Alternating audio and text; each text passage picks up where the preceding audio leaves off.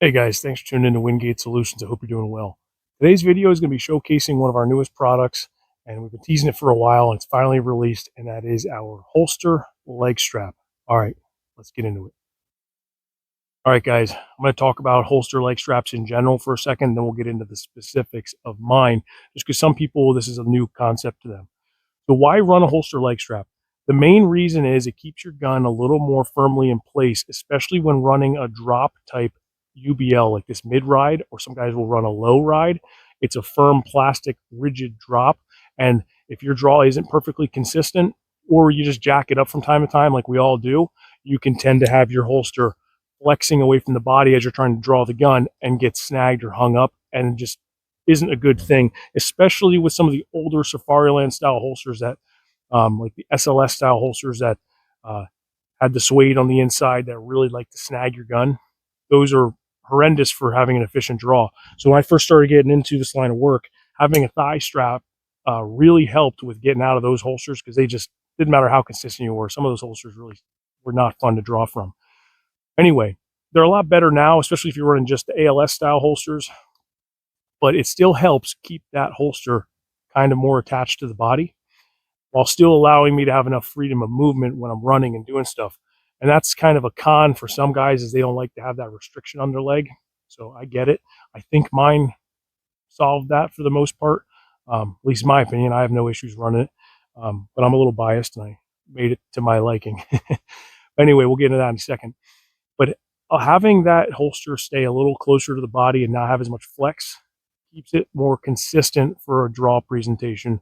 And it just gives you a little more peace of mind knowing that you can kind of get after it on your draw speed and maybe have a little bit of sloppiness from time to time, but still be able to get the gun out and perform pretty well. So that's kind of the pro of a leg strap. Is just it's a redundancy in a way, and it gives you that consistency of the gun being a little tighter to your body. This was kind of the evolution from the original Safarilands that had the double leg strap, giant plastic drop down that basically made a low thigh rig, which came about because of all the overt tactical gear guys were wearing. So they needed a way to get the gun lower. Uh, and that was kind of the solution at the time. Problem with that was it was super inconsistent, flopped around on guys' legs. It basically became a knee holster, if anything. That was my first issued like tactical holster, and they sucked. As soon as I realized I could take one of those straps off and sandwich it between the UBL and the holster, it was smooth sailing from then. The only problem with that style was because of that, like I guess like a silicone or a rubber underside to those, they tend to ride your pants up, and they're not comfortable. They do wear out over time. So the evolution is kind of slowly became more of the style that mine is, and it's nothing different than a lot of the other ones on the market.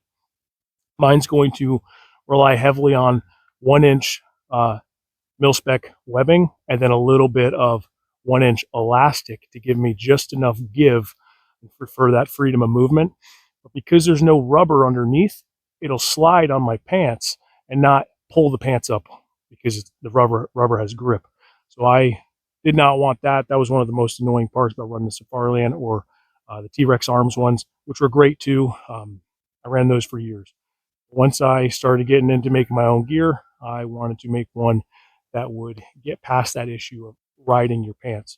So if that's kind of your main issue with those, think about trying a leg strap again, whether it's from me or from a couple other companies out there making really good ones now that don't grip your pants too much. So the other cool thing about something like this one is you can kind of play around with how tight you want it. So if you really don't like a thigh strap, but you've only really ran it really tight, don't run it so tight that you only have a little bit of movement and it's restricting your leg. I run mine fairly loose, but it's just enough that it will catch the holster if I have a little bit of inconsistency in my draw. If that makes sense. That's something you can kind of play around with if you get one of these. You definitely don't want to run them too tight. Um, anyway, I'll show you guys some close-ups, kind of specifics of mine, and then we'll kind of get into it. Okay, so before I forget, I'm going to talk about colors real quick of what we have to offer right now. And that may change. I may add a few other ones depending on the feedback I get. But we have all black, multicam original, Ranger green with coyote hardware. And if guys really want a Ranger green with black hardware, I'll probably add that as well. So let me know. And then I have just coyote as well. So those are the 4 colors we're offering at the moment. Now we're going to talk about them for a second. So nice and simple hardware, just ITW Nexus hardware that I use on most of my stuff. And I'm going to have elastic built in. That's going to give you that freedom of movement. The mounting surface is this grommet. That's actually going to go between the holster and your UBL or whatever your drop adapter of choice is. It'll work with a few of the other ones on the market as well. Anything that uses that standard like 1/4 inch size screw.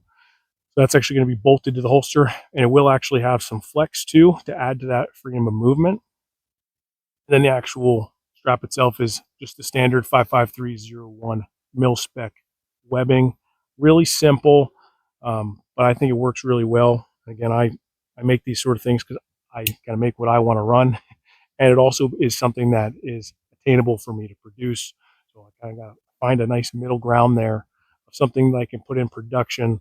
And this is where I've been. I've been testing these for probably a year now, really. And I finally got the time to want to go ahead and make a bunch to release. And I'm happy with them. This is kind of probably the second or third, iteration of them until I got to this point, and I'm satisfied with them. They work really well. Just enough flex. Also, they don't slide on the pants, or they don't grip the pants. Like I said, they slide on the pants, so they're not getting in the way. That's kind of the biggest thing that I wanted out of them. And I'll kind of show you guys quick how they mount.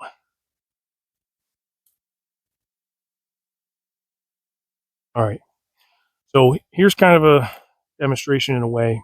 So this lower screw on like a standard Safariland platform, and it'll work on a bunch of other ones as well. That is where you're going to sandwich in between. Like right here, I have a QLS, but you don't need to run a QLS plate like this. You could have just the UBL mounted right to the holster. The thigh strap is going to go in between those two. Okay, kind of makes sense. And you can see here, it's going to have a little bit of flex to it as far as pivoting, which I think is pretty cool. And that wasn't really by design; it just kind of ended up being something that was an outcome, which I think is pretty cool. Here I have it so that it is on a QLS, like I said. I would mount it to the UBL, not to this side. That way, you don't have it attached to the holster. If you're swapping different guns around, your belt always has the leg strap on it. That's what I'd recommend. You can kind of see it's just mounted in between, like that. And I can still run all my different Safarilands type holsters with it, which I think is pretty cool. All right, guys, that's going to conclude the video on our holster leg strap. I really appreciate you watching. If you want to support the channel, go ahead and hit that like button, that thumbs up, share it with your buddies, subscribe if you're not already, and please consider commenting down below. I really enjoy reading it. And let me know what you want to see next or anything you guys think we can make as far as content goes. It gives me a little bit of inspiration on what to put out. I appreciate that. If you want to support us in any other way, go over to our website. That is Wingate Solutions, LLC.com. And you can check us out on Instagram as well as Wingate Solutions on there. That's we're usually where I put up new info as far as colorways, what we're releasing, things like that. Some cool pictures and videos. Just easier for me to throw things out there for you guys to stay in the know. I'll try to be a little more consistent on there from now on, now that I'm not as busy right now. Anyway, guys, I really appreciate it. Till next time, get out and train.